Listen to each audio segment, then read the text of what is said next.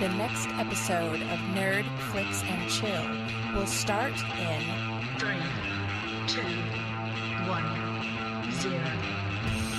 Hey everybody, this is Nick, And this is Carrie. and we are Nerd, Flicks, and Chill. And in this episode, things are about to get strange. But not Doctor Strange. Stranger.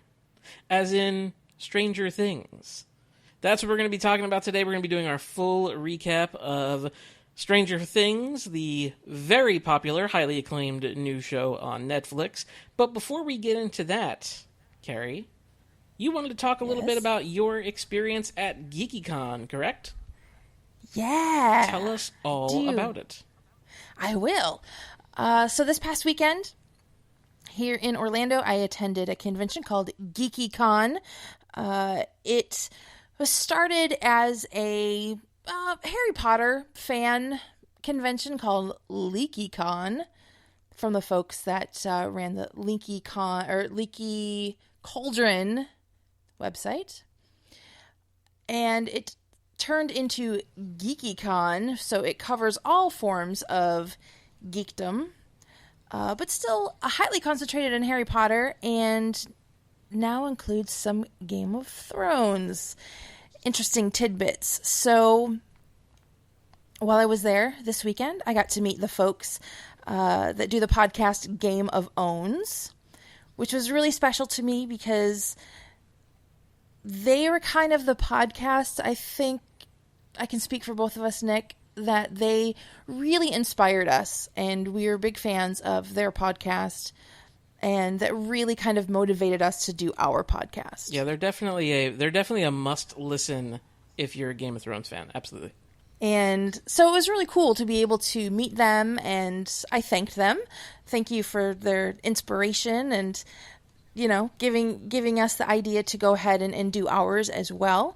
And not only that, but we all had really good discussions about Game of Thrones, and I was able to ask them some technical questions regarding podcasting and setting up recording. In fact, we are implementing one of the tips that Eric from Game of Owns gave me right now, so we'll see if that works. And so thank you ahead of time. But also, not only that, while I was there, I also met David Peterson, who created the Dothraki and Valyrian languages for Game of Owns or Game of Thrones, in addition to creating 38 other languages. Had a really cool session with him where in an hour we learned his process and created a language of our own, which was really cool. So you kind of see how he builds his languages and starts all of that going. It was absolutely fascinating. And also got to meet some of the guys who are involved with the visual effects for Game of Thrones as well, with Macvision. I met a gentleman, he's the VFX supervisor for Macvision. Yorn is his name. I'm not even going to attempt to try to say his last name. Because you're not going to pronounce it correctly. No, I'm not. And you're not. I don't... That was Get good. it? Get it? Get it? I get it. So from listening to him talk about the process, I have to go back on something I said in our last episode. Uh-oh.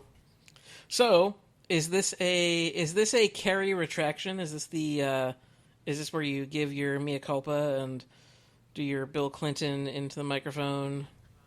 Oh, wow. Well, not quite that serious. Okay. But yes, I am delivering a retraction from our last episode where we were talking about Game of Thrones and the reason that was given as to why they're going to have a later start to the season, where I said that I didn't buy it.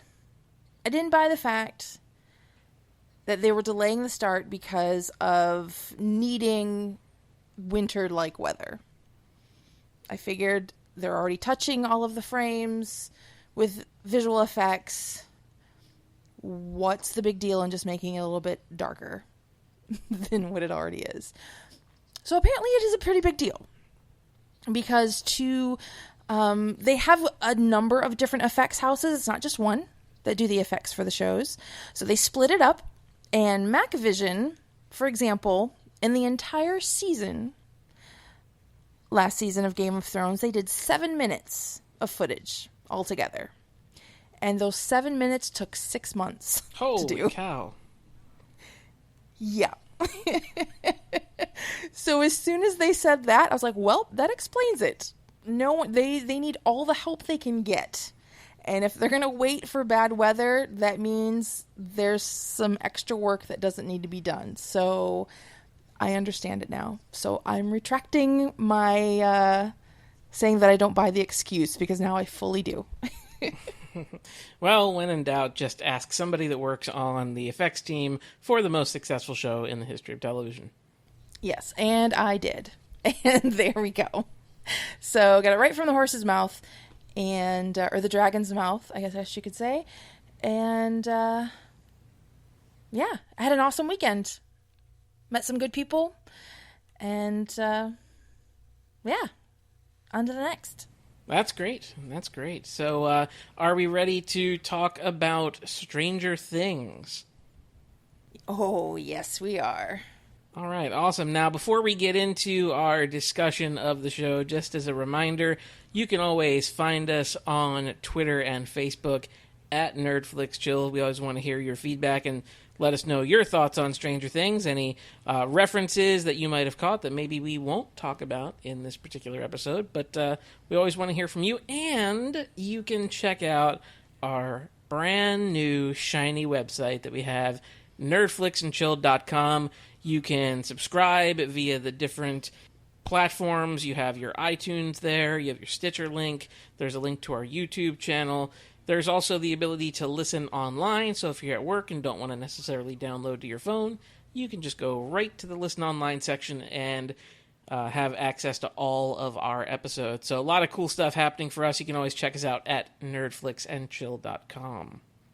All right, so let's talk about Stranger Things. Now, I had been hearing a lot about Stranger Things over the last, I don't know, several weeks, even in the weeks leading up to its release on Netflix, and I honestly hadn't paid much attention to it until I just kind of started to become overwhelmed by people telling me this is something that I had to check out. And I finally did, and I will say I loved Stranger Things. Yeah, I did too. I mean, I had much the very same experience, that all of a sudden people started posting about this and saying how good it was and telling me, have you seen it yet? Have you seen it yet? You need to watch this. Sometimes the hype is real. You know, I agree. And when I had kind of started hearing about it, the way that it was being described to me was that it's just full of references to kind of like 80s, 70s and 80s, you know, films, like kind of the Spielberg era, you know, the George Lucas era, and that kind of thing. And I don't know if that was part of the reluctance that I had to watch it, because I thought maybe it would just be mimicry and not actually deliver on its own, but I'll be damned, that show completely delivers on its own. I think you can make something that's referential to a lot of past awesome historical stuff, but if it doesn't stand on its own, it's going to fail. And this series totally succeeds on its own merits, and not just as an homage to everything that came before it. Well, it was so skillfully done. I mean, you can tell where they got their influences from. I mean, as I was watching it, I'm like, oh, well, that reminds me of this. This reminds me of that. But it wasn't so incredibly on the nose. Like, you can tell where they pulled their influences from, but it was so skillfully done, and just it was just masterful. And from what I read earlier today was that this show was originally turned down like 15 different times from different networks and sources or whatever for them to try and get this made. They've been trying for a really long time to get this going. You know, it also kind of speaks to one of the things that we've talked about a lot on our show, and I don't know how many times we've mentioned it, but I'll go ahead and just mention it again. We're seeing more creativity coming from television than we are coming in movie theaters. Feature films are just not cutting it anymore, and TV has not just exceeded film as a storytelling medium, it's leaving it in the dust. And I think this is another great example of that. Yeah, you nailed it. It's true. This is another prime example of where you are able to get these fully fleshed characters, these completely realized plot arcs over multiple episodes, a little bit at a time, instead of having, if you had something like this in a movie, yeah, it would still be a great movie, but there's no way you could put as much into it, or they wouldn't have been able to explore everything as much as they did, because this is 8 episodes. That'd be roughly or close to 8 hours, probably 7.5, because they're all just a bit under an hour. And given how we watch TV now, this whole concept of binge watching as a verb, this kind of new thing that we do, this new habit, this might be the most binge watchable show that I've seen. And one of the reasons why I say that is because there's virtually no time jump between episodes, so it's almost continuous, and the end credits almost serve as just kind of telling you, if you want to take a break, do it here. If you want to take a break, do it here. Because the story just continues along. And in some cases, there's not even a wasted second between episodes. Well, and their stopping point in between episodes was also really well done. It was all very smartly mapped out. So if for some reason you weren't marathoning the entire thing, you can stop from one to go to the next. They were all at really good stopping points, whether it be a cliffhanger or, in the middle of a scene. It didn't necessarily feel like really interrupted. I don't know if I'm even making any sense right now. No, I get it. Yeah, sure. Do you? Sure. Yeah, it was all mapped out really, really well. I agree. And this is the show that has kids as its primary anchor stars, which is always a risk. Although you do have the extraordinarily wonderful Winona Ryder, who is as good as she has ever been. Man, I have missed seeing Winona Ryder and stuff.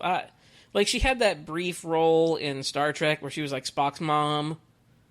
And then she's had some small projects here and there, but it's been a long time since I've seen her on the screen, and I think she's as good here as she's ever been. No, I agree. And she plays neurotic, paranoid, frantic mother so well. And it was just weird watching this, because I'm watching it and I'm like, Winona Ryder's playing a mom.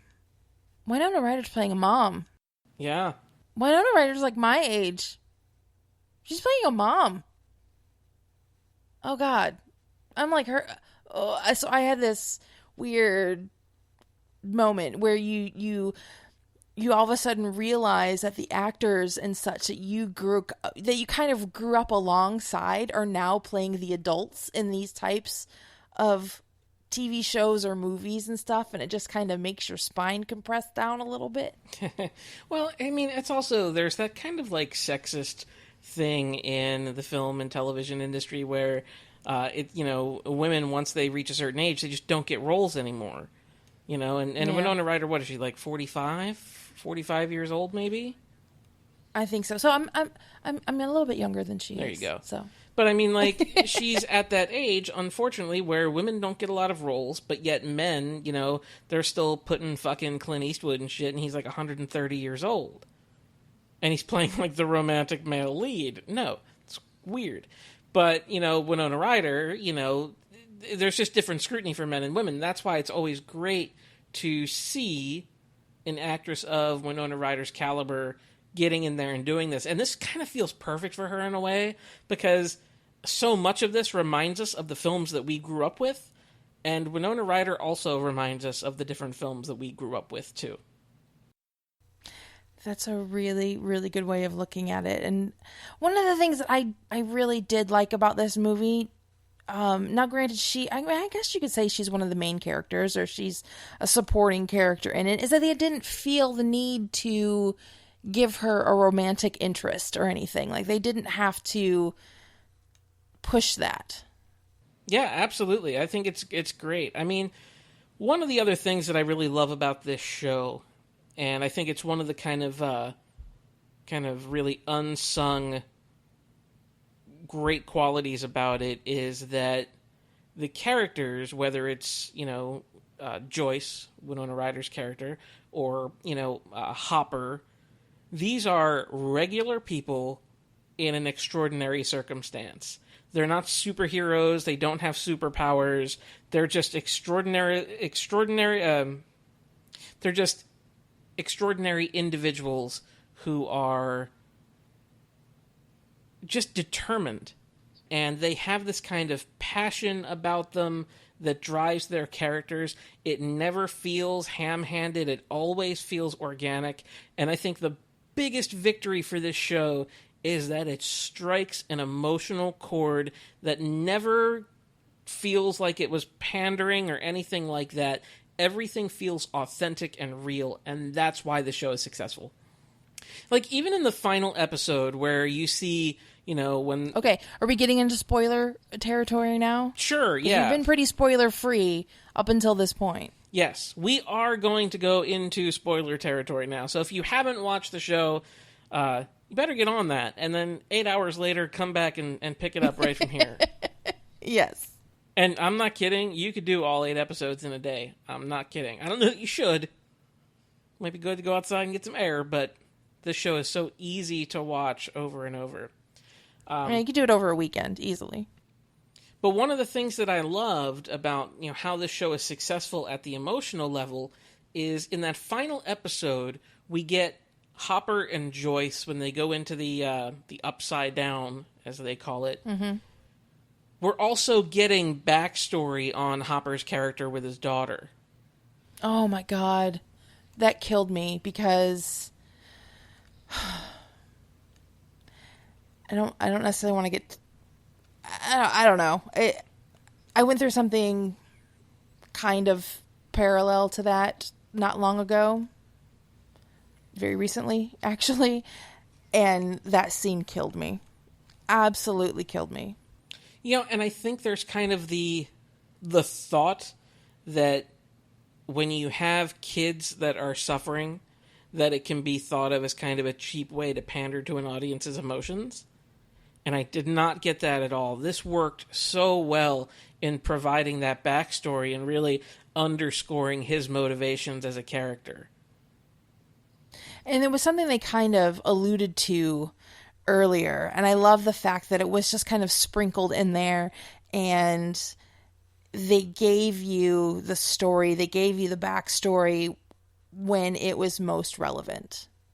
You didn't get it right off the bat. You just got, little hints, little nuggets with him, throughout. And then when it was really important to show that parallel, that's when they show their hand. Yeah. They played their cards. Yeah, it's that balance, right? You can see that he has motivations for doing what he's doing, but you're wondering, why is he so intense about it? And then come to find that he's got this other backstory that we haven't heard about yet. We kind of knew of it.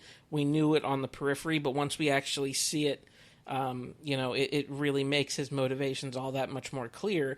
And once that barrier is down, the audience can connect to him on an emotional level even more. Yeah. So I love the actor who plays Sheriff Hopper as well. He was one of the things I noticed him most from was The Newsroom. Yeah, I was trying to figure out why do I know this guy? Where, and I didn't look into it. I didn't look into who it was, but it was one of those things yeah, that was that guy in that thing, but I can't put my finger on it. Yeah, his name is David Harbour. He's a long-time TV actor. He has been in some films, so he was in the Denzel Washington version of The Equalizer. He was in Quantum of Solace. He's also in Suicide Squad, which is funny. because that's also coming out around this time. So he's a veteran actor. He's been around for a little while, but I think this will be his maybe breakout role. I think it'll be the thing that he's most known for. Yeah, and I really enjoyed him. I really enjoyed his character, although I have to say, my favorite character was killed in the very first episode. Ah, Benny? Yeah. Yeah, he seemed like a good dude. I liked Benny. I like the big, burly, kind-hearted teddy bear kind of guys. And as soon as he was on screen, I was like, I like this guy. And the way he was taking care of Eleven or Elle, it's just like, yes, I like this guy. I like, oh. You could play the Would You Rather game with Benny or paddleboarding Orlando Bloom. Oh, Lord. I'll take Benny, please. Wow, really? Okay. Yeah. All right. That was a surprise. Really? Yeah. You thought I would take Orlando Bloom? Yeah, I mean, you know. Okay. You know me. Orlando Bloom's I would break him. Once you see the longbow, though, I thought maybe you'd be... No, put it away, Legolas. Put it away. Well, this No. this escalated quickly. Benny all the way. All right, so love Hopper, love Joyce, great characters. The kids are awesome. How awesome are the kids in this show? So good, and I love the fact that they're unknown. Or unknown to me, anyway. I've never seen them anywhere. Yeah. And I loved it, and they were amazing. They're great. I mean, they've got so many different connections to kind of other films that we grew up with. You can, I think the obvious one that kind of comes into to mind is The Goonies, because that's kind of what they remind you of, and they find themselves in these similar situations, kind of like the way The Goonies were. Well, it's that 80s kids camaraderie. I mean, you could pull any number of movies from that time, and Goonies is the main one, but you could also say the kids from E.T. Oh, absolutely. Oh gosh, we were naming off a ton of them at work today. But yeah, Goonies is the big one. But there are tons of inspiration that this series took from, and so well done, whether it be in character dynamic, whether it be in just a scene, setup, or a certain shot, or even in some dialogue. It's just so well woven. Oh, absolutely. I have a whole bunch of references that we'll be able to awesome. to go over. But one thing that I would say with regards to just the show as a whole, like, this might sound a little bit weird, but like, I would tell parents that this is the kind of show that I think kids should watch. Like, do you remember, like, when we were younger, the kind of stuff that we watched was significantly darker than what kids today are exposed to. Oh, completely. And I like this idea of being able to show this to kids. I like the idea of them being able to be a little bit scared by it, because one of the other things this show does really well, not just hitting the emotional points, but also being legitimately scary when it wants to be. The scares were really, really good. And it does it without... It's able to give you a scare. It's able to be suspenseful and scary without it being graphic or gory. Yeah, all the scenes with the lights are kind of like goosebump inducing. So good. In fact, I was talking with a friend of mine at work today, and he asked me if his daughters could watch it. And I said, completely. I said, this is okay. And I gave him a rundown. If you're familiar with these types of movies and the type of suspense and scare and adventure and wonder and everything that's in these movies, that's what you're going to get from this series. I said, there's no like really graphic cursing. There's nothing gory. It's not, anything like that. Yes, it's scary. Yes, it's suspenseful, but it's not, it's not any more scary than what you're going to get out of the Goonies or E.T. I mean, those had some scary moments in them. E.T. definitely does. Sure. So, yeah, he said that he was going to watch it this weekend with his kids. Well, and it also ties into what we were saying earlier, how you have the emotional stuff works on your audience and the horror stuff works on the audience. So if you have a film that's frightening and emotionally connective, those two things serve to enhance one another. The more emotionally attached you are to a character, the more frightened you are for that character. And it kind of feeds off of each other. And that's such a delicate balance that we don't see in a lot of films nowadays. Particularly in things that are more considered like straight horror, where it's, just kind of like torture porn for characters you don't give a shit about. But this works because it never leaves that balance. And I think that's what I loved so much about it, There are some things that are just kind of overwhelming in a sense when you're watching it. And I just thought, man, this is great. Like, this is what I want television to be. All right. Matthew Modine. Yeah. He's in there. Good to see Matthew Modine in there. I feel like him and Winona Ryder are like the only two people who I was able to name. Right. But his character, a little bit mysterious in a way.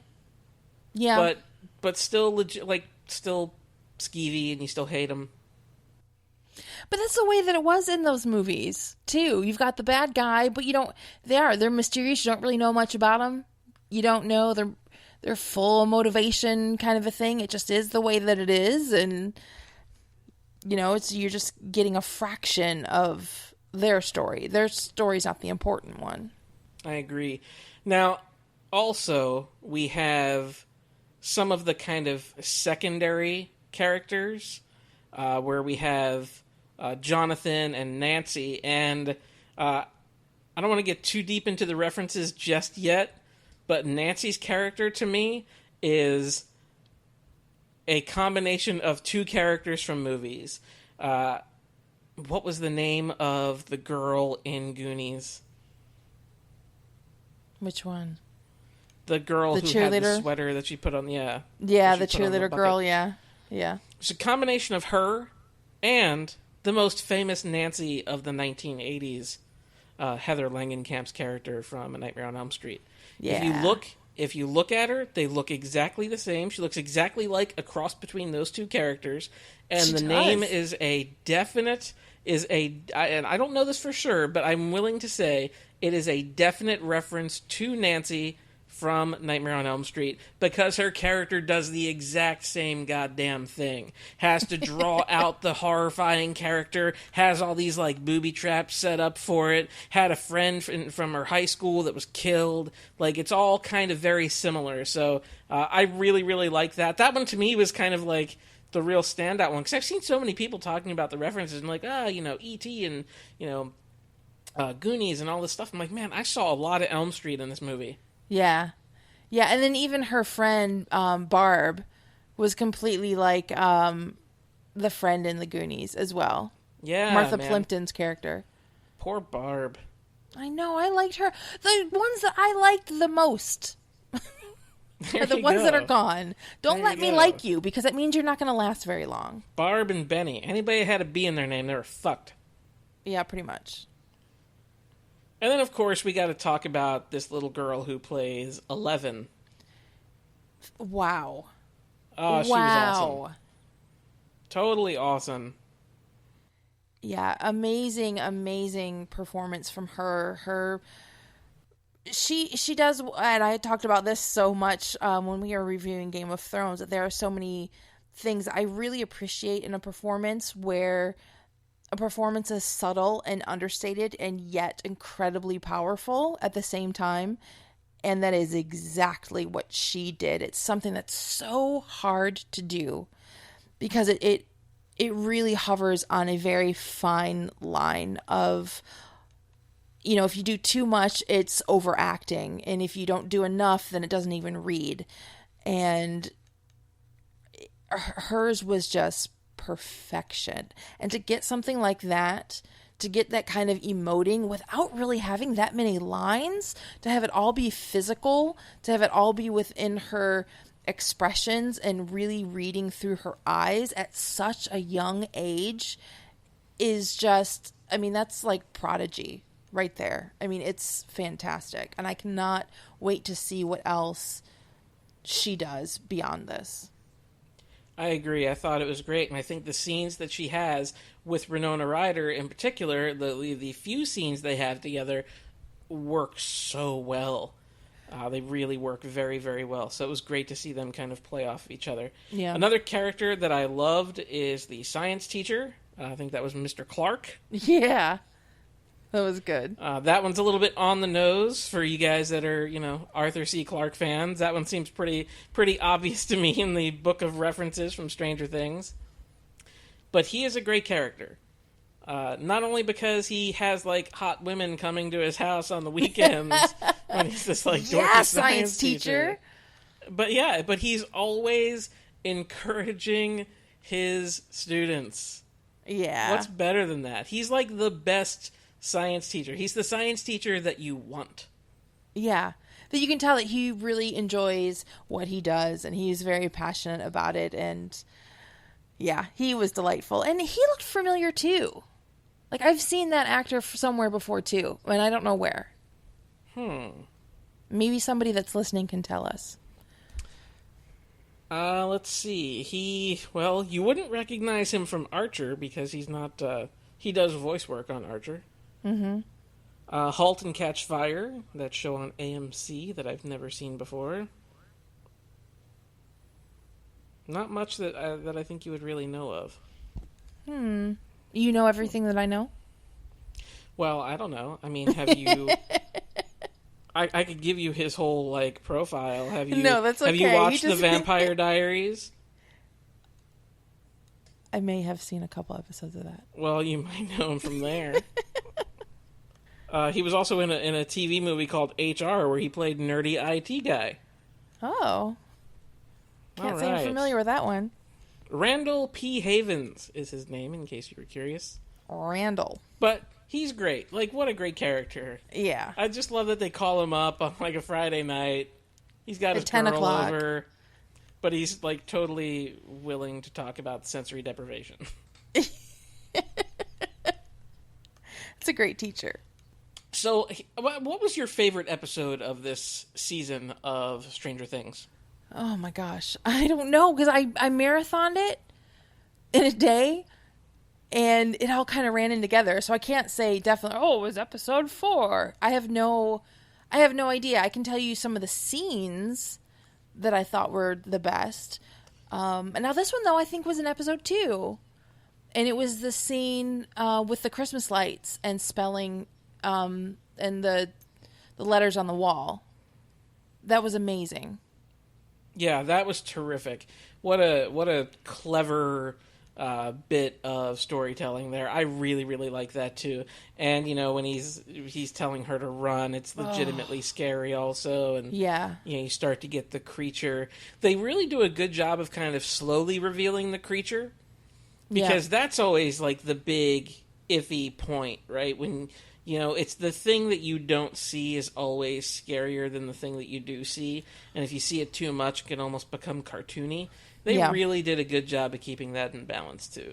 They did. There was a nice mix of practical and CG with that as well. There were some practical elements that were involved, which I appreciated.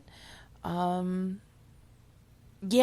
think the creature was the scariest when you didn't even fully see it, when it was just, that one point where it's just kind of hunching over a deer. It kind of reminded me of Voldemort when he was hunching over a unicorn. Maybe that's a reference that they drew from, but that's exactly what that reminded me of from the Harry Potter movies. Nice. Just little bits, little exchanges that I really enjoyed. And a lot of them were between the kids. The dialogue and the performances of the kids were just really a delight to watch. I loved seeing all of them play Dungeons and Dragons. Yes. That was fantastic. I love the dynamics between the kids. I love that they weren't necessarily, getting along all the time. They had conflict of themselves, and I like their handshake code. There's a lot of really cool stuff. And props to Eggo Waffles, getting a huge shout out in this entire series. But that was not an unnatural feeling bit of product placement. No, not at all. You know, it's not like it's smacking you about the head. No. Like, And I swear to God, I want to be able to grab boxes full of Eggo waffles and walk out of the store and look that badass. Right. That's my goal. I loved the scene at the end of the third episode where they find what they initially think is Will's body. Because that scene is so awesome. It just it hits all the different emotional points, because you have Winona Ryder kind of running out of the house because she's running away from the thing coming through the wall. You also have the kids that are down there. They're seeing the body being pulled out of the water, and it's all kind of coming together. There's the Peter Gabriel version of the David Bowie song Heroes that's played over top of the whole thing. That might be my favorite scene of the entire season. I just thought that was so well done. Yeah, good stuff. Yeah, the editing for this show also really well done. I really can't find fault in anything. Ooh, there was one little goof.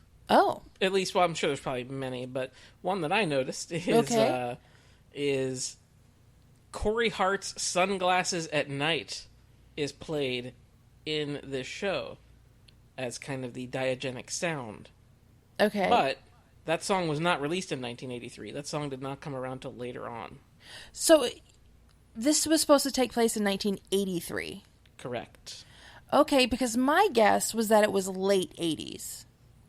Where did you see that it was 83 specifically? I think it was like the very first shot of the first episode. Was it? Okay, I don't remember. And the two things, okay, so then I do have fault. Because there were two things that were referenced in this specifically that made me think it was late 80s. And the two things were, one, Winona Ryder made a phone call and got an answering machine. Answering machines were around, but were not really readily available until like the later 80s. And then they also referenced a baby monitor. And baby monitors really weren't around until the later 80s as well. So those are two things that they said. I was like, oh, okay, well, I'm guessing this is like late. I was guessing like 88, 89, maybe. Yeah, see, you're going to throw all those references in your show and you're going to get nitpicked. That's the kind of downside of it. I actually think like Sunglasses at Night came out in like 84. So it's like it's all kind of hovering around the same thing. Yeah, but the main one was, for me, the first one was when there was the answering machine, and I was just like, wait a minute. Right. Nobody in the early 80s had answering machines. And if they did, they might have been like I remember when people first got like car phones or like a CD player or even VCRs, it was like they were really, really stupid expensive. So I'm sure an answering machine was really stupid expensive. And you've got people in small town America that most of them are living in trailers that they showed. I'm like, they would not have answering machines. Another thing that I wanted to talk about is the music for this show. So good. And not just like the stuff that you hear on the radios or how the music kind of works in with the show itself, but the actual kind of soundtrack is very reminiscent. There are two things that really jumped out about the soundtrack to me. One is, if you're familiar with the filmmaker Michael Mann, Michael Mann's directed a bunch of movies. He directed, in more recent years, he did like Ali, and he did The Insider, which is an amazing movie. But he's kind of one of the kings of the 80s because he did Miami Vice. And he also did a movie in the 80s called Manhunter, which is the first Hannibal Lecter story. Brian Cox is actually the first actor to portray Hannibal Lecter on screen in a movie called Manhunter. And one of the things about Michael Mann's films and television shows is that kind of music is a staple of his work. And that's the one thing that jumped out right away. Secondly, John Carpenter. Yes, very much so. Oh man, those two names jumped out at me right away as far as kind of what the soundtrack is reminiscent of. Any other thoughts on music or anything? No, not really. Nope. Okay, well, let's get into some of the fun stuff. Let's get into some of the different references that exist within Stranger Things. Now, I have a bunch of them that I had written down kind of earlier throughout the day. I also found a few online to kind of work in there. One of the first ones that I wanted to talk about happens right in the first episode of the show. So, in the first episode, I think Will wins a comic from the can't remember, Dustin. Wasn't the kid's name Dustin? Yeah. So Will wins a comic from Dustin, and the comic that is referenced is X-Men 134. X-Men 134 is the first Dark Phoenix story, which is, when the Dark Phoenix kind of comes about after being tortured. So it's very similar to what happens in the story of Stranger Things. Oh, interesting. Very nice. Yeah. That was kind of one of the first ones that one is not one that I noticed. I wish it was, because that would have made me feel really cool. But that is definitely one that was out there, which is really neat. So we had a Dark Phoenix reference very early in the show. Also, just full of iconography. We could do an hour of just talking about shot for shot where things have gotten pulled from other stuff. I think the one that jumps out to me the most is kind of the inverted E.T. thing, where they're all on their bikes with 11, and instead of the bikes taking off, it's the van that gets launched through the air. Yeah, that was one. There's a lot of visual callbacks to E.T. in this one, and that is definitely one. Well, as soon as they dressed her up in the wig, yes, I was like, yeah, this is E.T. Yeah, there was that. There was the one where Will was first going out to the shed. That was almost exactly like Elliot going out to the shed. Mm-hmm. And it was really interesting because this next one that I'm going to mention, I was looking at some of the references as well, and this one was not referenced in this way, but when oh gosh, what's the kid's name? The kid who was kind of harboring Elle, when he had her go into the closet, it made me think of E.T. because they had to hide E.T. in the closet, but E.T. was amongst all the stuffed animals. Right. That's what that made me think of. Absolutely. And then also Elle kind of wandering around the house while nobody was there. That definitely made me think of E.T. because E.T. did the exact same thing with the TV. Right, because E.T. it's a different cartoon, but for Elle it's He-Man. Yeah. Yeah, throw a He-Man reference in there too. Of course. So, yeah, a lot of this iconography is so similar. It's like when Dustin has that kid's got the knife to his throat, looks very similar to when, Chunk is captured in Goonies. And, so there's a lot of that stuff going on. Nightmare on Elm Street, I did talk about that before with Nancy and the tie-ins there. When the creature's coming out of the wall, that's very similar to what happens in Nightmare on Elm Street when you see kind of Freddy's face coming out of the wall in the bedroom. Yeah. Which, if you ever go back and look at the making of that movie, it was done with a bed sheet. It's a really neat effect that was done really simply. Oh, cool.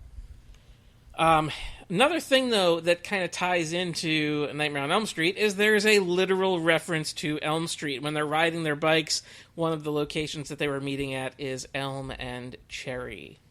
Nice. Yeah, lots of cool stuff in there for Nightmare on Elm Street fans. Also, if you wanted to get this Nightmare on Elm Street thing, really, if you want to do like a 6 Degrees of Kevin Bacon thing, so the girl that plays Nancy, very similar to Nancy from Nightmare on Elm Street. Nightmare on Elm Street starred Heather Langenkamp and Johnny Depp, and Johnny Depp was at one time with Winona Ryder. Oh, all right. And isn't there the old story that Johnny Depp has a Winona Ryder had her name tattooed on him, and he had to get it modified? Yeah, he got it changed to say wino. Right. Right. Yes. Lord of the Rings. Yes. There are so many Tolkien references in this show. There are a lot, folks. My favorite one, though, is that the street where Will disappears off of, that's kind of adjacent to that little forest over there, is called Mirkwood. Well, that's what the kids called it. That's not what it was really called. But that's what the kids called it. But Hopper references it as Mirkwood later in the show. Later on, because that's what the kids were calling it, and then he ended up calling it that too. Because I thought that was the name of the street. No, when they first mentioned it to him, he was like, "What?"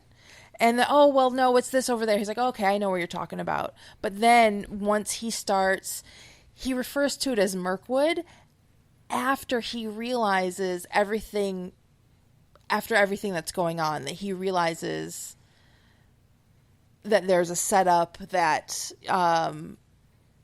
once he's kind of on board with Winona Ryder and the kids and everything, then he starts referring to it as Mirkwood. I thought that was the name of the street. No, it's not. Do you want to explain what Mirkwood is? It's a forest in controlled by who? Well, it's a Mirkwood is the dying forest. Right? That's just been... I mean, you see it so much in The Hobbit. Right. So it's kind of like the place where, like, the necromancer is kind of, like, taking over. Yeah, it used to be a very thriving, good forest, and the forest is sick. And we really see it in the Hobbit movies. I think they reference it in Lord of the Rings, but we really see it in the Hobbit, and that's the one where they go in there and it's very disorienting, and it's like they're kind of drunk, and Gandalf tells them stay on the path, and before they go in there, Bilbo says, it feels sick. Like, this just doesn't feel right, that there's no air in there. And that's a perfect way to describe this road that's going around this laboratory and everything, because this laboratory is, in essence, making everything sick. And, it's harboring the upside down. So it's perfect.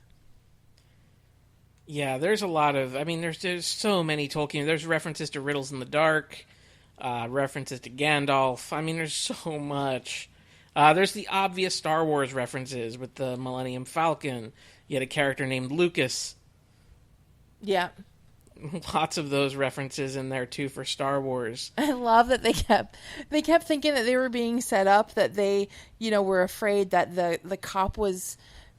pretending to be on their side, but he was really going to get them in trouble. So they kept referring a couple different times that way to some different characters. It wasn't just one single one, but they kept referring to that character that they were suspecting as Lando. Yes. And I loved it. They did it probably 3 or 4 times. The Lando, instead of saying, we're being had, they're going to double cross us, they call them Lando. And they never really explained it, but that's what they did. That's what they were referring to them as. And if you knew, Empire Strikes Back and Star Wars, you know exactly what they're talking about, and they don't have to explain it. So I think if there's somebody that's not a Star Wars fan or isn't familiar with Empire Strikes Back, they're going to be like, what on earth are they talking about? Right, absolutely. Another great thing are all the different references to Jaws that are in here. Yep. There are some shots where Hopper looks exactly like Brody. Yeah. Like, some of the staging of his character is... Like, he actually does kind of a couple of different things. Like, some of the imagery kind of ties him to Brody, but then there's also some Indiana Jones imagery that they do intentionally later on. But the Jaws stuff doesn't just stop there. The police truck that Hopper drives is the exact same model as the ones that were used in Jaws. Oh, really? Yep, they are exactly the same. Those trucks, exactly the same. Let's see. What other stuff did I want to talk about here? Oh, here's another one that's really cool. Elle, or 11... They modeled her character after seeing how awesome Charlize Theron looked in Mad Max Fury Road. Oh, that is so cool. Yeah. Oh, I didn't know that. So that's why they went with kind of the shaved head and the dirty face. I love it. Yeah, so she's like a little mini Furiosa. That's awesome. There's also an episode of the show called The Body, and it involves the kids walking on the railroad tracks, which is very similar to the scene in Stand By Me. Yeah.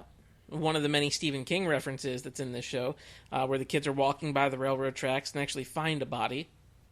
In this case, though, in the show, they're trying to find their friend who... Well, that was the short story that Stephen King wrote that Stand By Me was taken from, was actually called The Body. That was the name of the short story.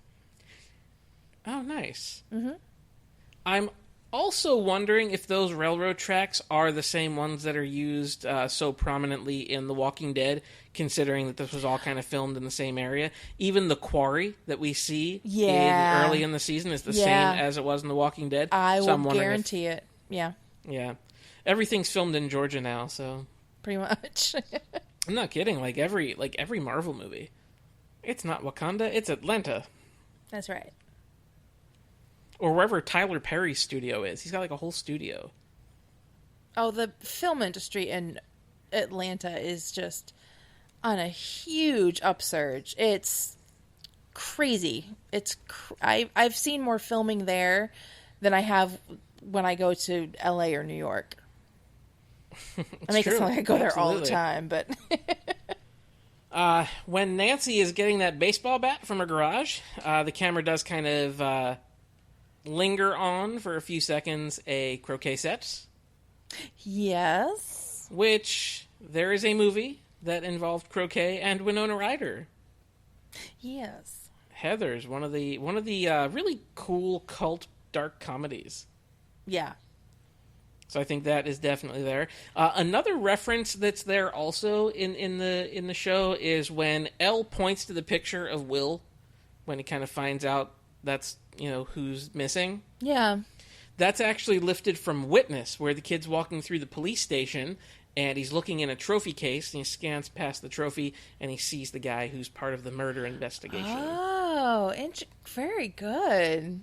Nice. Yes, that one is not mine. That is one that I did see online that actually not many people have found. It's the showrunners said it was one of their favorite references that they had in there that nobody's really noticed. Oh, very cool. And we just let the cat out of the bag. Now, here's another thing, too. We have those two cops who... the design of their characters, like their characterization, was very similar to the police from Poltergeist.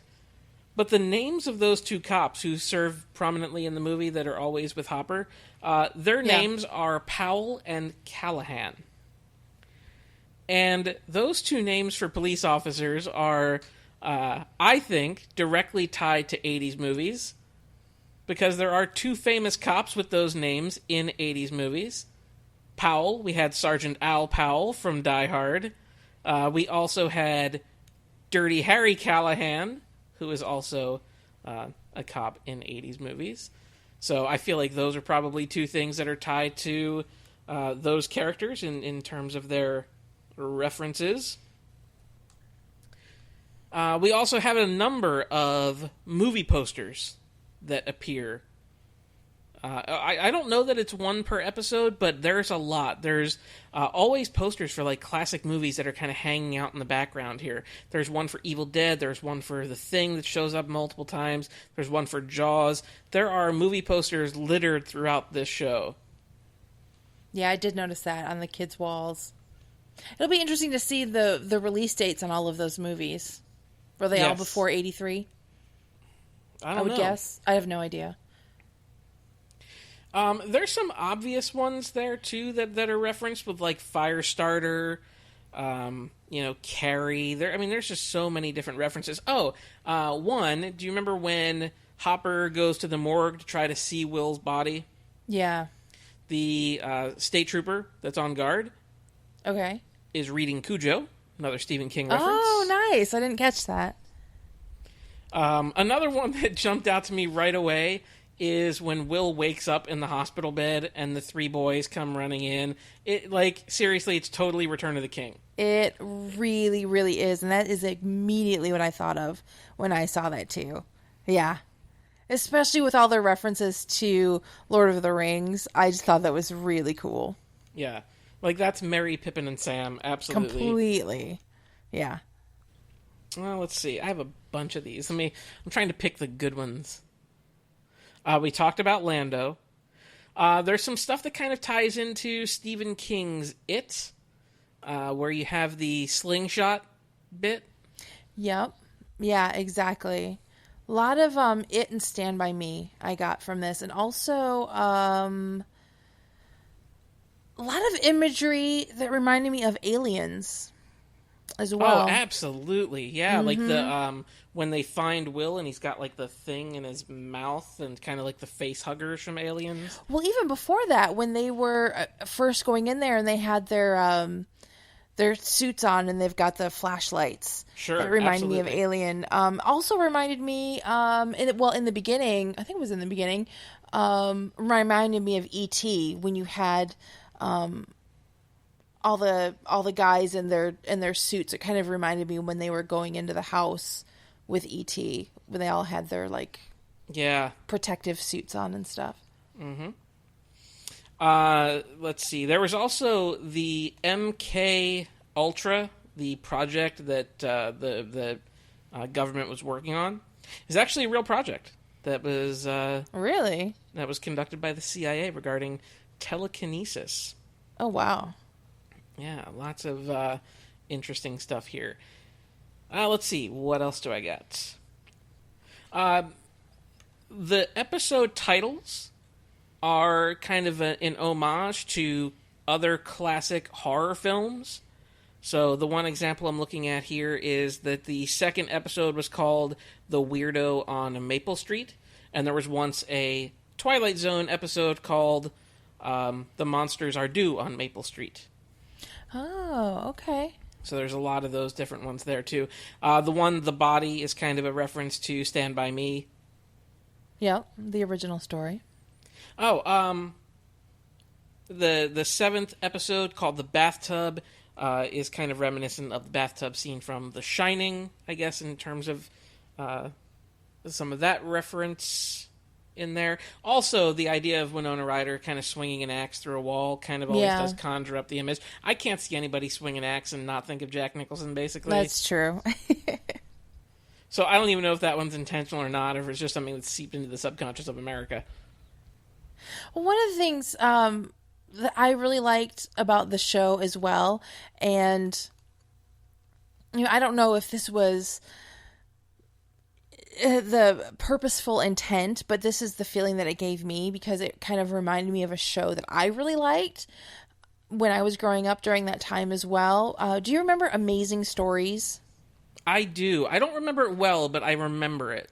But there was something about the opening of this that kind of made me feel like Amazing Stories. And I could probably go back and watch the opening of Amazing Stories and be like, they're nothing alike. I have no idea. But it kind of reminded me of that a little bit.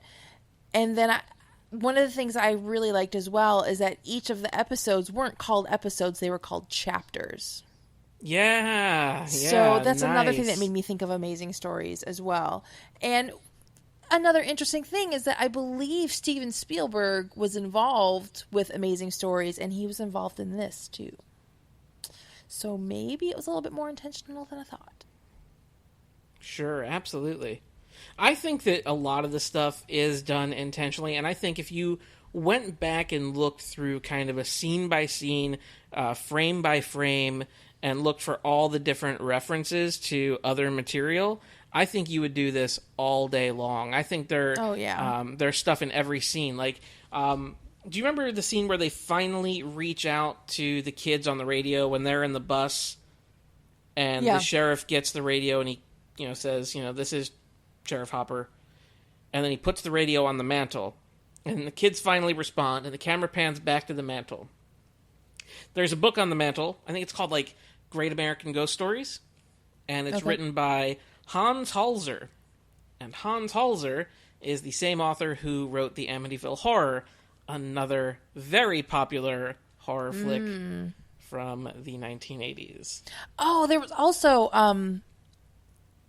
imagery that made me think of Poltergeist in this as well, specifically when they kind of had like that volunteer guy, and they clipped him to go into the Upside Down. Yes. And he was in there, and you see his cable, and it reminded me of when they had the mother was going to rescue Carol Ann from the other side, and they tied the rope around her waist. That made me think of that too. Absolutely. That movie freaked me out so much when I was a kid. It's still scary freaks shit. me out. Absolutely. The first Poltergeist is frightening, and then you also have the idea of like, you know, Carol Ann kind of being in this other area, whereas Will is too, and the way that they communicate, kind of having this kind of like, I don't know, cross-dimensional, cross-worldly communication that they have. Also, you know, again, right out of the playbook there. Yep. Instead of the TV, it's the Christmas lights. Oh gosh, I just love it. So good. And that's another thing too with this. As soon as I'm just done watching it, like I immediately want to go back and watch it again. Right. And which I will do. Because there's just so much stuff in there. And, you know, a lot of it is done with, you know, the different shots. I also, you know, I talked about some of the different movie character names in there. There are some that are a little bit interesting to me, like, you know, Hopper. Yeah. This is kind of weird, but the name Hopper actually derives from names that were given to acrobats. So it kind of delineates from an acrobat. And there's an episode of the show called The Flea and the Acrobat. And the acrobat walks on the wire but can't go into the other world, but the flea can. Oh. Again, kind of you know, that's a little bit wonky, and I don't know that they would go out on that kind of limb, but character names a lot of times do mean something. Well, see, what I immediately thought of when they were calling him Hopper, it made me think of the Muppet movie. It made me think of A Bug's Life.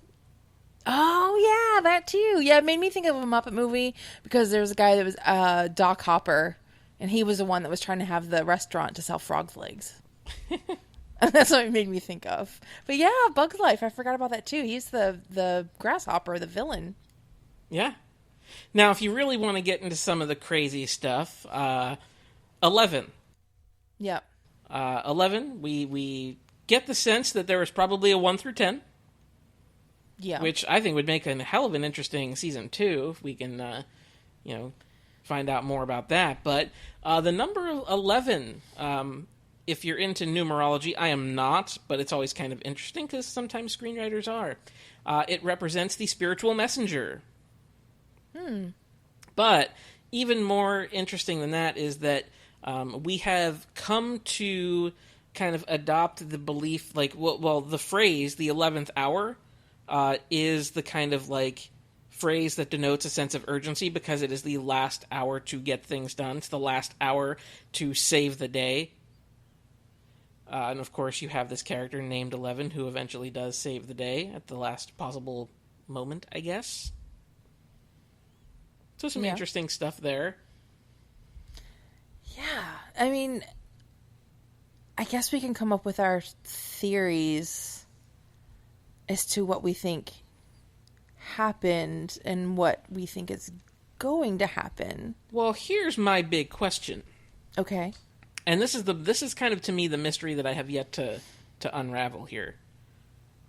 What was Hopper's plan? What do you mean? So, they know that they need to get to the Upside Down. Right. Hopper knows the only way to do that, or at least that they know of, is to go through that little membrane, that little access point that they had in that building. Right. But when he goes there, they get captured. And he offers them a deal. He offers them 11. Oh, yeah. So what is his plan there? I don't know, because when we see him with them later. Right, we see when he leaves the hospital, there's that car that picks him up. We don't know where it takes him. So there's this kind of mysterious thing about it, and I feel like that's something that I was trying to piece together, and I don't know if that's something that would be answered next season, or if it's just something that we're meant to not know. Because it seems like his plan was to sell out 11. Or he was offering himself that, I'll come and work with you guys. Because he's going over there. He's going to have firsthand knowledge. I don't know, maybe. Because he knows, he's got all that information. He knew that they bugged everybody. He saw into their scheme. So it was like, okay, instead of letting the cat out of the bag, instead of exposing you for what you are, and you were covering up this experiment, and you were, covering up the death of this child. I mean, granted, they knew that the kid was actually alive, but that never transpired that it was any kind of a weird cover-up. So all of a sudden, he's alive. But so, he clearly told those guys where they were. Right. So, did he do that knowing that 11 would be forced into a position where she would just kill them all? And then, in one of the very last shots that we get, kind of in the last minute or two, we see him placing food and Eggo waffles in, like, a little, like, metal... It looks like an electrical box almost. Yeah, it's a random, like, little cupboard thing. Random, maybe not random at all. No, I mean, because it was shown that in the forest, some of the trees were portals, I guess, or access points. So somehow he knows that she's wasn't blasted off into oblivion, that she's on the other side now. I don't know. Yeah, I'm not sure. I think there's still a lot of mystery there, because the way that it seemed to me is that all those people that were kind of involved in that project were killed. Yeah. Either by 11 or by the, what is the creature? They called it the Demogorgon. Yeah, figuratively, yeah. Yes, whatever the monster was. The Silent Hill video game monster. Yes. Mouth face. But I think that, to me, is kind of the biggest mystery. There's also kind of Will, because Will has that Twin Peaks final shot where he's looking into the bathroom mirror. And I was expecting to see something in the mirror. So was I. I was really expecting to see something in the mirror. I wasn't expecting him to barf up a slug. Yeah. But that reminded me of Harry Potter. But then he seems to have this ability to kind of go back and forth into the Upside Down. Does he have access to both worlds? What are we looking at there? I don't know. Maybe there's something that happens to people that go over there. I don't know. Now, they haven't officially announced a season 2, but there will be one. Absolutely. I'm sure. So here's what I was reading about the season 2, though, is they're going to have to do like a year skip, like not in the story can't continue right from this point, because they were talking about how they have to take the aging of the children into account. Oh yeah. So much so that they couldn't even do with the kid who plays Mike. They couldn't even do the voiceover work, the post-production voiceover work with him, because his voice had already changed. His voice is already starting to change. Oh man. And so they have to talk about kind of, what's been happening over an extended period of time with these characters. Yeah, I was thinking about that too. Should they do a second season? Or, if they do we want it to be a direct sequel? Do we want it to be a continuation of these characters and what's kind of happening afterwards? Or should it be... I mean, because they already set it up where it was chapters. Right. So what if it's Stranger Things, but it's another book? Yeah, I mean, I think you're right. I think it's another question of, like, is that a second season that you really want or really need? Like, yeah, I still have questions that I'd be curious to get the answers to, but I'm also fine kind of leaving them there too. No, I think it's better to leave it. That's one of, we talked about this in our, sequels and reboots and stuff, that sometimes I think sequels just aren't needed. Sometimes I think it muddies your original material. Sometimes it's better to kind of leave it there and it makes it seem that much stronger. So I kind of hope that they don't revisit these same characters. I kind of hope that it's another Stranger Things type story, whether it exists in the... I hope it doesn't even exist in the same town. I hope it doesn't have the same characters. I hope it doesn't touch on the under or the upside down. I hope it's just another completely original Stranger Things, like Amazing Stories, where the whole thing is called Amazing Stories. And Amazing Stories was like if nobody knows what that is, it was kind of like the 80s version of the Twilight Zone, where you have the overall title of Twilight Zone, but then there were little vignettes, within the episode, or one episode was one story, but they didn't revisit that. Like, everything existed in its own thing. And I kind of hope that's what they do with this. And the fact that each episode was titled chapters leads me to believe that should there be a season 2, it would be as if it's a different book. So we have different characters, different, circumstances. It's something else is strange, quote unquote, because it's called Stranger Things. So there's some other kind of something that's happening that's weird. So I hope that's what they do. Yeah, I could totally get down on that idea. I do like the idea of them doing something completely different. However, there are times where that backfires. I would refer people to True Detective Season 2, where, sometimes having, a different cast and a different story does not work. But I kind of like what you're saying. However, the indication that it seems, if you read some of the interviews that are out there, is that they do want to pick it up with these characters again. Whether or not that's a good thing, I don't know that it would capture the magic that this one seems to have. Yeah, I don't know. I mean, especially with the kids growing up, because sometimes that works and sometimes it doesn't. So, I mean, that is something that's very, very risky. Now, what if they did something kind of like American Horror Story, where I think that's incredibly creative. And maybe it's so creative that if they did it, it would seem too much of a copycat. So now I'm almost answering my own and turning down my own theory. But if you're not familiar, American Horror Story, every season it's different characters in different situations, in different times, in different themes, but it's the same cast. Right.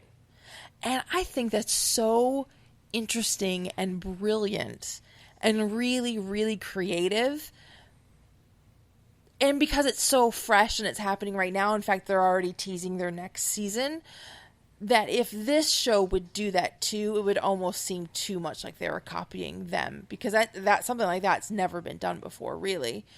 So, I don't know. I think the whole Amazing Stories type, different set, different cast, different everything, that's kind of how I hope it goes with. As much as I did love these kids, as much as I really can't wait to see what they do next, and I would love to see them more, I kind of hope that we don't. Yeah, I don't think there's anything wrong with that idea at all. I this could have been a one-off to me, and I'd be completely happy with it. I don't know that anything works that way anymore, but I would like the idea, like what you're saying, of them doing something potentially different. One of the things that was so great about this too is not just that it was an homage to stuff in the 70s and 80s, but it also kind of captured the feeling of what it was like to live during that time. Oh, that's true. I mean, they really, really were able to capture the look of things. Oh my gosh, the set direction. I mean, because there were things that were on that set that I was like, oh my gosh, I think we had that ballerina box, like exactly like that. I mean, there were in Trapper Keeper, and there were all these, little things that I was like, oh my God, I remember this stuff. From their clothes to their hair. It wasn't over the top. It wasn't like a caricature of the 80s. It felt very real, and it was very reminiscent, and it really did take me back to different things in that time. And it was just so, again, skillfully done. Yeah, and I think and I don't know what the age range of our listeners is, to be honest, but if there are younger people that are out there that do listen to us, thank you. And but yeah, that's really what it was like. I think that you have a generation of kids now that are like, in high school right now that have never known a world without a cell phone. And it's kind of funny to see how, like, cell phones kind of change communications and all these things. Like, if you have a cell phone, you don't need to worry about the damn radio. It's like all these different communications tools that we take for granted now. Well, like, for example, this scene with Winona Ryder, when she put the phone, she connected the phone up, and then she realized that the cord didn't reach all the way to the chair that she wanted, so she had to sit in the chair and, like, scoot it closer to the phone. Because you're bound by, the phone on the wall. That was it. Yeah. The third time she upgrades and gets a cordless phone. I saw that too and noticed it. So when your friend watches this with his daughters, he's going to have to be like, that's a phone. It's called a landline. Yeah. And they had cords. Yeah. You'd never go too far. But, I think, again, that was kind of a great thing about it. One of the things I've heard people say over and over again is it captured what my childhood was like. And I think anybody can relate to being kids in your friend's basement, talking about nerdy shit. Fast forward 35 years later, here we are doing the same thing into a computer. So pretty much. Yeah. How far we've come. Yeah. But again, I think that again lends to the incredible authenticity of this show, and I think this, this is why I think it's so great right now to be alive when you have this kind of golden age of television. But it also makes me really disappointed in the film industry. Yeah, I feel like the closest we've gotten to this in the film industry was Super 8. Yeah. Thank you, J.J. Abrams. Yeah, and I like Super 8. I like Super 8, but I also feel like this went a little bit further. I think Super 8 could have aspired to be this. Yeah, there was a little something that was missing from Super 8. It was close. It was almost a home run out of the park, but it was just a little something was missing. And I think this series really, really captured that wonderment, that excitement, that rush, and that the scariness of everything of watching movies at that time. It captured all of it, and like I said, it was so well done, and it was done so masterfully that it was just, again, how I was talking about, like, the performances where it can just teeter on the edge of being too much of a caricature or too overdone, or it's not enough. Like, this was, again, it was right in that sweet spot. And it's so hard to do that. And they really, really did it. And I was impressed. Very impressed. Yeah, and by the way, this is another one of those instances where I think definite credit needs to be given to the casting director for putting together a damn good cast for this show. I swear, man, the casting director is the unsung hero of just about every production you will ever see. Yeah, it's true. I mean, it's they really nailed this perfectly. I think the casting director for this show is Carmen Cuba. But what an outstanding job. I mean, you have to get the right mix of people. It's not just casting kids. You've got to cast the right kids. And the whole thing can go pear-shaped so fast if you don't have the right people. And that's the thing that I kind of wish more people would understand about kind of all the different elements that go into a production, because you have to have it right. You have to have everything. You have to have the casting, you have to have the writing, you have to have the direction, you have to have the cinematography, you have to have the set design, you have to have the set director, you have to have all these different pieces that have to come together to make a good film or show. And I think this is one of those ones that just kind of, like you said, hits that sweet spot. Yeah, it's a it's a very finely choreographed dance to get everything just right. A lot of coordination, a lot of planning, and a lot of luck. And they really got a lot of luck. And I think one of the things that I really liked with the casting of these kids is they looked like real kids. They didn't have, perfect Hollywood, adorable, quote unquote kid looks. They looked like real kids. They were interesting and they were different looking. And, other than Will, Will was like, the perfect cute kid. I thought the casting of these kids was just wonderful. And I'm really curious to see like what their auditions were like. As I love that process too. Absolutely. I think this is, this is another thing that this show kind of reminded me of. This is going to sound really stupid because it's kind of ridiculous, but it kind of reminded me of The Hangover. That's stupid. Like, Will is like Doug. It is. It's totally stupid. Like, Doug the entire time is, like, on top of a building, and his, like, three schmucky friends are, like, trying to find him, and they end up doing all this, like, fucked up shit, and in the end they just kind of find him not too far from where they were in the first place. Wow. And Elle's like Mike Tyson? I feel like probably, yeah. Oh my gosh, that's really funny. Yeah. Like I said, I could do this all day. I can do this all day. So here's another fun movie connection. The casting director for Stranger Things, also the casting director on The Martian, and The Martian had a few different Lord of the Rings references in it too. Yeah, but a casting director doesn't write the script. I know, it's just kind of one of the fun ironies. Okay. And it's the same casting director on the next Alien film too. It's just it's all a big circle.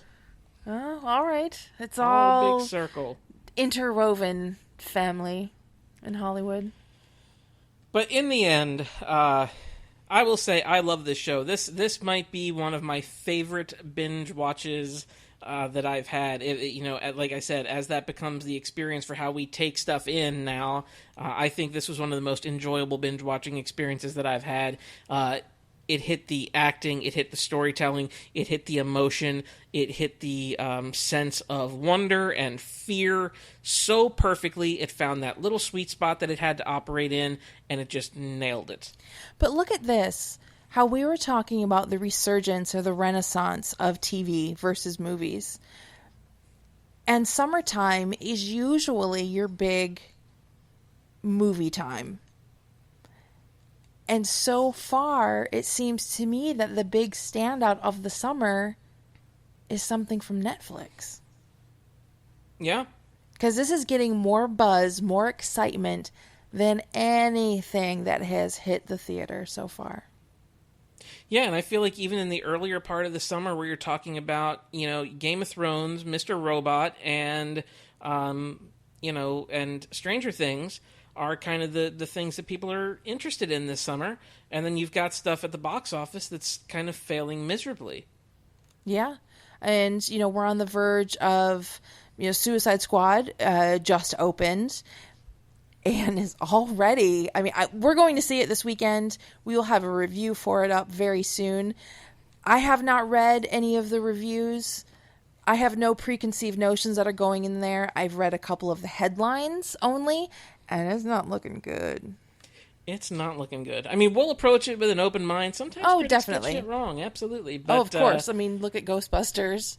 Ghostbusters, people were saying it was terrible. Granted, they were all saying it before it even came out, and we quite enjoyed it. It just feels like the parallels are non-existent. I feel like the differences are what is blinding in the quality of stuff that's coming out in the movie theaters versus what we're getting on Netflix. The tables have turned. Or Amazon or any, Hulu, any of the streaming services. Definitely. Any other thoughts on Stranger Things? Not at all. If you have not watched it, hopefully you are not still listening to us at this point. But if you have not watched it, go and watch it. Amazing. Yes. You will not be disappointed. That's what I've told friends of mine today who said they haven't watched it. And I said, the hype is real. Trust me. tell your friends. Tell everybody. Let it spread, because I would love for more of this kind of stuff to present itself. Absolutely. Absolutely. I think that about wraps it up for us. As always, send us your feedback and thoughts. Maybe there's some references that we missed. We'd love to know what else you guys are catching out there. So let us know. Hit us up on Twitter or Facebook at NerdFlixChill.